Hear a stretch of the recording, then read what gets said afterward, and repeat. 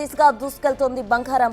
అయితే నిన్నటితో పోలిస్తే ఇవాళ కూడా పెరిగే ఛాన్స్ ఉందంటున్నారు మార్కెట్ ఎక్స్పర్ట్స్.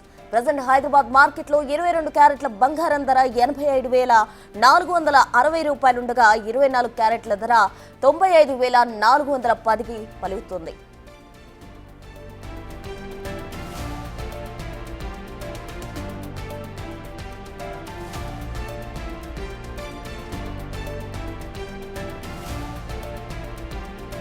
ఇటు అమెరికా మార్కెట్లోనూ సేమ్ సీన్. గోల్డ్ రేట్ పెరగడమే కానీ తగ్గడం లేదు. న్యూయార్క్ స్పాట్ మార్కెట్లో ఔన్స్ ధర $3,251.48 పలుకుతోంది. అటు ఒక్క ఔన్స్ 31.10 గ్రాములకు సమానం.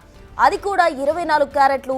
ఈ లెక్కన ఔన్స్ ధర 2,79,961 రూపాయలు ఉంది. దీంతో మన మార్కెట్లోనూ బంగారం ధర పరుగులు పెడుతోంది.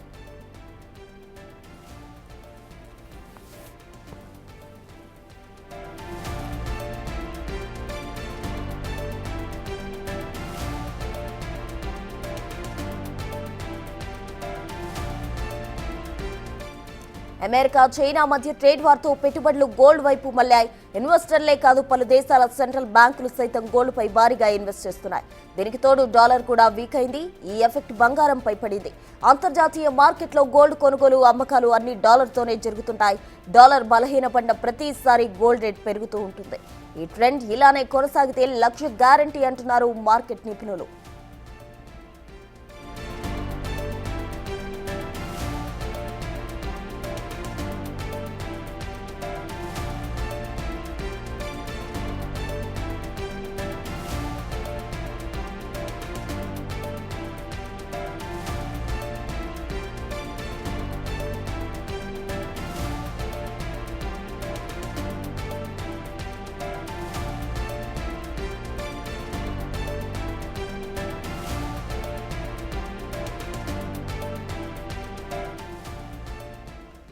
ఇక ఇదే అంశానికి సంబంధించి మనతో డిస్కస్ చేయడానికి బిజినెస్ అనలిస్ట్ చిట్టెడి కృష్ణారెడ్డి గారు లైవ్ లో మనతో ఉన్నారు. కృష్ణారెడ్డి గారు, చెప్పండి. నమస్తే అండి.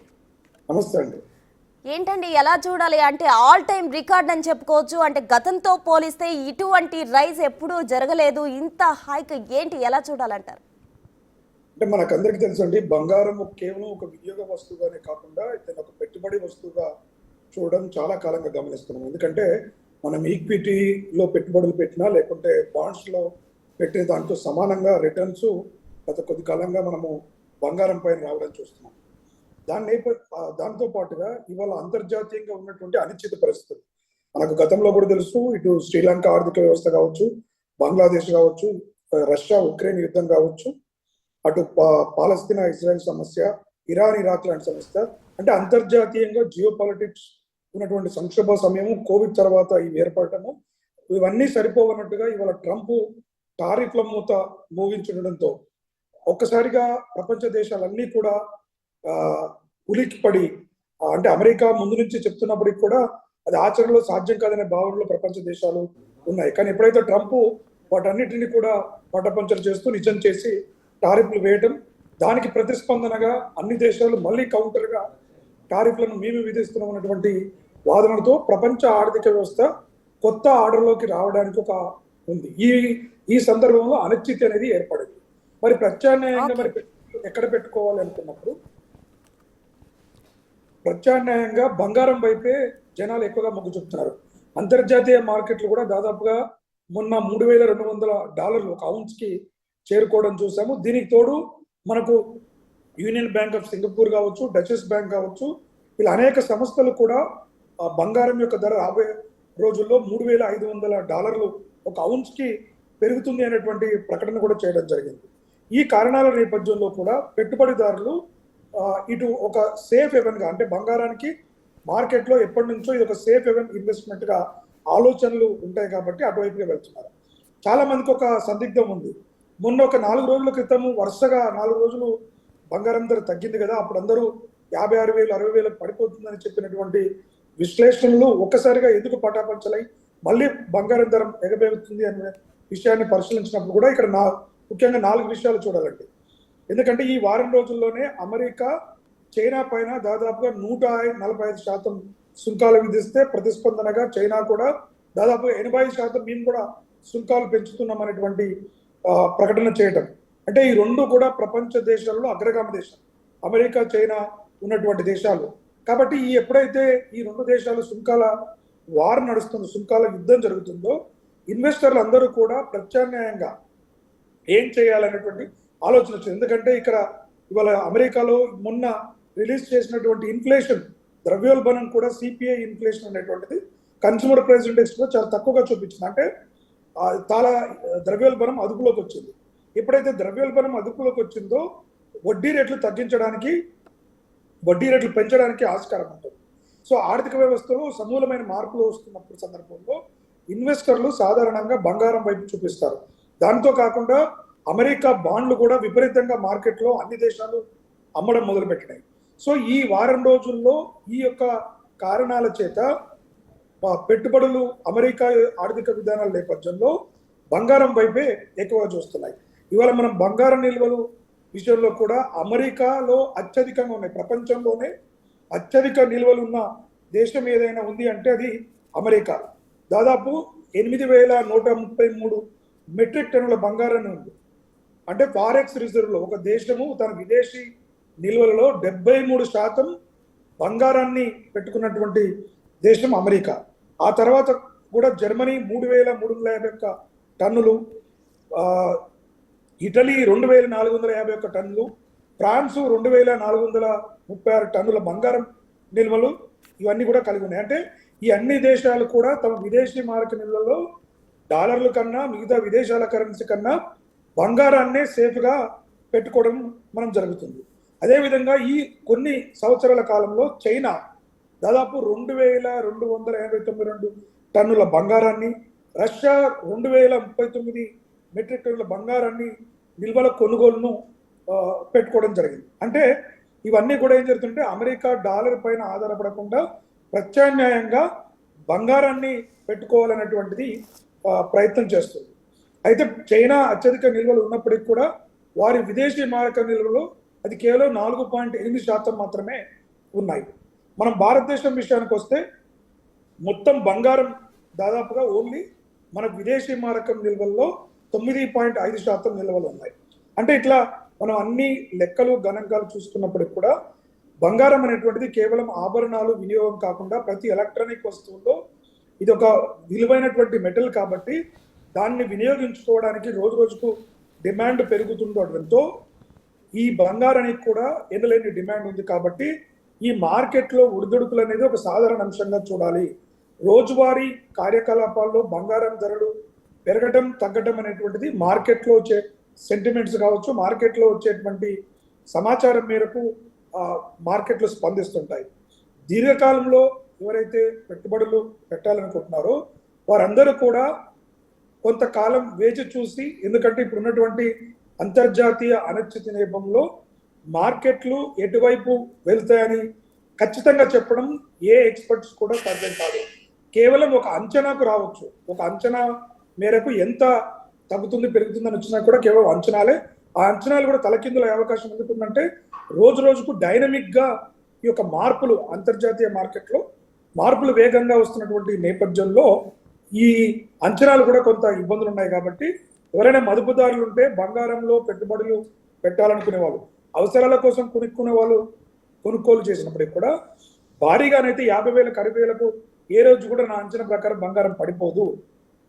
దాదాపుగా మనకు 70-80 మార్కెట్ ఎప్పుడు కూడా ఒక పీక్ స్థాయికి వెళ్ళి తర్వాత కరెక్షన్కి వచ్చి అదొక 80,000-90,000 మధ్యలో ఉండి పీక్ 1,00,000 కూడా దాటొచ్చు. 1,00,000 మార్కు మనకు భారతదేశం రూపాయలలో 1 lakh మార్కు దాటడం కోసం అన్ని ఒక మ్యాజిక్ ఫిగర్ లాగా చూస్తున్నాము.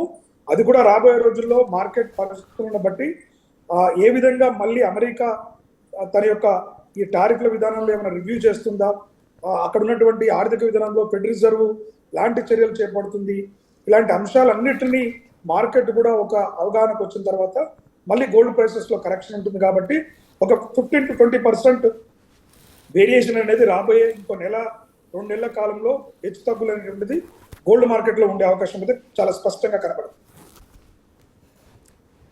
ఎస్ కృష్ణారెడ్డి గారు, అయితే మొత్తంగా అయితే మీరు ఇన్వెస్టర్లకు ఇప్పుడు ఇన్వెస్ట్ చేయకపోవడమే మంచిదంటారా? అంటే ఆచితూచి ఇన్వెస్టర్లు ఎవరైతే స్పెక్యులేషన్ కోసం, అంటే కేవలం మార్కెట్లో వచ్చే ఒడిదుడుకులను ఆధారంగా చేసుకునే లాభాలు గడించాలి అనుకునే వాళ్ళకి ఇది కూడా ఒక మంచి సమయమే. కానీ ఎవరైతే బంగారాన్ని పెట్టుబడుల రూపంలో, ముఖ్యంగా ఈ ఎలక్ట్రానిక్ ట్రేడెడ్ ఫండ్లో ఈటీఎఫ్ల రూపంలో పెట్టుబడులు పెట్టాలనుకుంటున్నటువంటి వాళ్ళకి, ఎందుకంటే ఆభరణాలలో పెట్టుబడులు పెడితే అవి తరుగు డిప్రిసియేషన్ మీద ఆభరణాలకు చాలా వేస్ట్ పోతుంది. కాబట్టి ఎవరైతే నిజంగా పెట్టుబడి పెట్టాలో ఈటీఎఫ్లలో వాటిలలో ఉన్నవారు కొంచెం వేచి చూడడం మంచిదనేటువంటి ఆలోచన. ఎందుకంటే ఇప్పుడు అంతర్జాతీయంగా ఏ దేశాలు ఏ రకాలైన చర్యలు తీసుకోబోతున్నాయి, అవి ఏ దేశాలపై ఎంత ప్రభావం పడుతున్నాయి. ఇవాళ టారిఫ్లు అమెరికా చైనా మీద వేస్తే చైనాకు అమెరికాకే కాదు మిగతా అన్ని దేశాలు కూడా వాటి ప్రభావం ఉంటుంది. ఎందుకంటే గ్లోబల్ విలేజ్ అనే కాన్సెప్ట్లో ప్రపంచ దేశాలన్నీ కూడా ఈ అన్ని రకాల వ్యాపార సంబంధాలు, వాణిజ్య సంబంధాలు బలంగా ఉన్నటువంటి నేపథ్యంలో ఈ టారిఫ్ల వారు ఖచ్చితంగా మార్కెట్ల పైన, స్టాక్ మార్కెట్లు కూడా, ఇవాళ భారత్ స్టాక్ మార్కెట్లు కావచ్చు, అంతర్జాతీయ కృష్ణారెడ్డి గారు కూడా అంటే ₹1,00,000 వరకు వెళ్తుందంటూ కూడా నిపుణులు అంటున్న పరిస్థితి అయితే డాలర్ ప్రభావం ఎక్కువగా ఉందనే చెప్పుకోవచ్చా? డాలర్ ప్రభావం ఖచ్చితంగా ఉంటుందండి. ఎందుకంటే ఇప్పుడు మనం అమెరికా ఎన్ని అగ్రెసివ్ విధానాలు తీసుకున్నా ఈ డాలర్ అనేటువంటిది ప్రపంచ దేశాల్లో మూల మూలకు చొచ్చుకొని పోయింది. అన్ని దేశాలు కూడా భారీగా డాలర్ రూపంలో రుణాలు కావచ్చు, డాలర్ రూపంలో విదేశీ మారక నిల్వలు, చైనాకు కూడా, మిగతా దేశాల విషయం గల ప్రపంచంలో నెంబర్ 2గా ఉన్నటువంటి చైనాకు కూడా వారి విదేశీ మారక నిల్వలు అత్యధికంగా ఉన్నాయి డాలర్ రిజర్వ్స్. కాబట్టి డాలర్ ఇప్పటికిప్పుడుగా డాలర్ వాల్యూ ఇవాళ కొంత క్షీణత కనిపిస్తున్నప్పుడు, కొంత ఇన్వెస్టర్లు ప్యానిక్ అయ్యి బంగారం వైపు వస్తున్నప్పటికి కూడా డాలర్ యొక్క పెత్తనాన్ని తగ్గించాలంటే అంత సులువుగా, అంత తక్కువ సమయంలో చేయడానికి ఆస్కారం లేదు. గత కొన్ని సంవత్సరాలుగా ప్రయత్నాలు రష్యా కావచ్చు, చైనా కావచ్చు, బ్రిక్స్ దేశాలు కావచ్చు చేస్తూనే ఉన్నాయి. రాబోయే రోజుల్లో కూడా ఆ ప్రయత్నాలు చేస్తూనే ఉంటాయి. కాబట్టి ఇన్వెస్టర్లు ఖచ్చితంగా కొంత ఆచిచూచి ఈ సందర్భాల్లో పెట్టాలి. ₹1,00,000 మ్యాజిక్ నేను అదేనాను. ఖచ్చితంగా ఏదో ఒక సందర్భంలో మార్కెట్లో వచ్చే సెంటిమెంట్లను బట్టి అతి స్వల్ప కాలంలోనే ₹1,00,000 చేరుకున్నా మళ్ళీ కరెక్షన్లోకి రావడానికి ఆస్కారం ఉంది. ఎందుకంటే దాదాపుగా మనకి 4-5 నెలల కాలంలో బంగారం యొక్క వృద్ధి రేటు ఏదైతే ప్రైస్ అప్రిసియేషన్ ఉందో 25 నుంచి 30% పెరుగుదల మనము గమనిస్తున్నాం. ఇదంతా ఒక హైప్, ఒక్కసారిగా బంగారం వైపు పెట్టుబడిదారులు పెరిగినటువంటి కాబట్టి ఇంత స్థాయిలో మార్కెట్ నిలదొక్కుకోవడానికి అవకాశం. కృష్ణారెడ్డి గారు, అంటే ఏ స్థాయిలో పెరిగిందో అదే స్థాయిలో దిగొచ్చే అవకాశం ఏమైనా ఉందంటారా ఫ్యూచర్లో? అలా సాధ్యం ఉండదండి. అలా మార్కెట్ ఎప్పుడు కూడా పెరిగినంత స్థాయిలో దిగడం అనేది, ఎందుకంటే ఇప్పుడు అంతర్జాతీయంగా కేవలం ఈ యొక్క టారిఫ్ల వారితో అనిశ్చితి ఏర్పడడంతో కొంత మార్కెట్లో స్తబ్దత ఉండడం వల్ల ఒక సేఫ్ హెవెనెస్ట్ గా ఇన్వెస్ట్మెంట్ గా గోల్డ్ చూడడం ద్వారా కొంత ప్రయత్నం జరుగుతున్నప్పటికీ, సాధారణంగా గోల్డ్, అది ఇందాక చెప్తున్నాను, 1970 నుంచి మనము గోల్డ్ యొక్క ధరలు తీసుకున్నప్పటికీ కన్సిస్టెంట్ గా ఒక 10% రిటర్న్స్ అనేటువంటిది బంగారం పైన కనబడుతున్నాయి. కాబట్టి ఈ కరెక్షన్ 30% దిగువకు ఎట్టి పరిస్థితుల్లో ఆ స్థాయికి మళ్ళీ రాదు. బంగారం ధర ఉన్నా కూడా 75 నుంచి 80 వేలు, అంటే ఒకవేళ మరీ ఆర్థికంగా అన్ని దేశాలు కోఆపరేషన్ చేసుకొని కొంత మంచి వాతావరణాన్ని, వాణిజ్య వాతావరణాన్ని ప్రపంచ దేశాలు కల్పించడానికి అవకాశం తక్కువనే ఉన్నా, ఒకవేళ కల్పించినా కూడా అది 75 నుంచి 80 వేల మాక్సిమం తక్కువ వచ్చింది అంటే ఆ దశలోనే ఉంటుంది తప్ప మళ్ళీ కనిష్ట స్థాయిని చూసేటువంటి అవకాశం ఖచ్చితంగా ఉండదు. రైట్, థ్యాంక్ యూ కృష్ణారెడ్డి గారు. ఫైనల్గా ఒక్క విషయం చెప్పండి, బంగారం కొనాలనుకునే వారికి మీరు ఇచ్చే సలహా ఏంటి? బంగారం కొనాలనుకునే అందరికి కూడా మీరు ముఖ్యంగా ఏ పర్పస్ కోసం కొంటున్నారో చూడండి. బంగారాన్ని ఆభరణ రూపాలలో కొనుక్కొని అది పెట్టుబడిగా ఉపయోగపడుతుంది అనుకుంటే చాలా నష్టపోతారు. ఎందుకంటే ఆభరణాల విషయంలో, ఆభరణాల తయారీలో మిగతా లోహాలను కూడా కలపడం కావచ్చు, ఆ తయారీలో మేకింగ్ చార్జెస్ కానీ, మేకింగ్ డిప్రిసియేషన్ కానీ చాలా ఎక్కువగా ఉంటుంది. కాబట్టి ఆ బంగారం ధరలు పెరిగినప్పటికీ కూడా ఆ డిప్రిసియేషన్, ఆ కాస్ట్లన్నీ తీసేస్తే తరిగిపోతుంది. కాబట్టి ఎవరైనా పెట్టుబడిదారులు బంగారం విషయంలో కొనుగోలు చేయాలి, భవిష్యత్తు అవసర దృష్ట్యా పెట్టుబడి రూపంలో కావాలనుకునే వాళ్ళు ఈటీఎఫ్ల వైపు, గోల్డ్ ఈటీఎఫ్ల వైపు వెళ్తే సురక్షితంగా ఉండడమే కాకుండా, ఎందుకంటే బంగారం ఫిజికల్ బంగారం అయితే దాన్ని కాపాడుకోవడం కోసం, మళ్ళీ నిర్వహణ కోసం లాకర్లో పెట్టినా దానికి మళ్ళీ ఖర్చులు లేదు, ఇంట్లో పెట్టుకుంటే దొంగల భయం. కాబట్టి ఈటీఎఫ్ల ద్వారా బంగారంలో పెట్టుబడి పెట్టాలి. లేదు మాకు 2 రకాలుగా, అంటే ఆభరణాలుగా, పెట్టుబడిగా, మనకు మల్టీపర్పస్ గా కావాలనుకున్నప్పుడు తక్కువగా తరగతి చెంది అంటే ఎక్కువ డిజైనింగ్ వాటిని కాకుండా తక్కువ డిజైనింగ్ ఉన్నటువంటి వాటిని తీసుకొని పెట్టుకున్నట్లయితే ఇది కష్టకాలంలో లిక్విడిటీగా అంటే ఎప్పుడైతే ఆర్థిక అవసరాలు ఉన్న నేపథ్యంలో కొనుగోలు చేయడానికి ఉంటుంది. బంగారం కొనడానికి మాత్రం ఈ సమయం కొంత అనిశ్చితతో కూడుకున్నది కాబట్టి ప్రైస్ వేరియేషన్ అనేది కొంచెం ఒడిదొడుకులు ఉన్నటువంటి నేపథ్యంలో కొంచెం ఆచితూచి మార్కెట్లో ఉన్నటువంటి 85,000 90,000 మధ్యలో ఉన్నప్పుడు కూడా ఒకవేళ లేదు మేము ఖచ్చితంగా కొనాలనుకుంటున్న వారు 5 నుంచి 10,000 ఎక్కువ తక్కువ మార్కెట్లో దృష్టిలో పెట్టుకుని కొనుగోలు చేసుకున్నప్పుడు పెద్దగా నష్టాలు ఉండవు, పెద్దగా లాభాలు కూడా ఏదో గణనీయంగా అబ్బా ఈ సంవత్సర కాలంలో 30% పెరిగింది కదా, రాబోయే రోజుల్లో కూడా ఇంకా మరింత ఇంకో 1,50,000 అవుతుంది, 1,30,000 అవుతుందేమో, ఒక సంవత్సరం హోల్డ్ చేస్తున్నంత సీరియస్ గా గోల్డ్ యొక్క పరిస్థితి కూడా ఉండదు. కాబట్టి ఆ యొక్క ట్రాప్ లో పడకుండా కొంత చూసుకొని పెట్టుకున్నట్లయితే ఆశించిన మేరకు కాకపోయినా ఒక స్థిరమైనటువంటి లాభాలను పొందడానికి ఆస్కారం ఉంది. Okay, thank you Krishna Reddy.